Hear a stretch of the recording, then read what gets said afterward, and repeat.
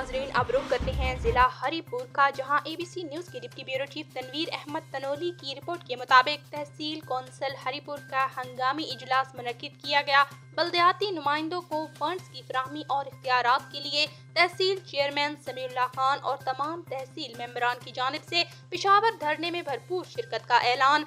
इजलास में वजीर आला अली अमीन गंडापुर की जानिब से तहसील चेयरमैन को फंड्स की फराहमी जबकि VCNC मेंबरान को लॉलीपॉप देने की पुरजोर मजम्मत की गई।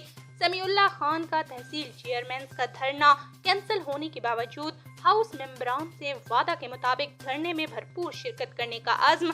समीउल्लाह खान ने अराकीन से खिताब करते हुए कहा कि सूबाई हुकूमत के बल्दियाती नुमाइंदों को इख्तियारात और फंड्स की फराहमी को यकीनी बनाना होगा।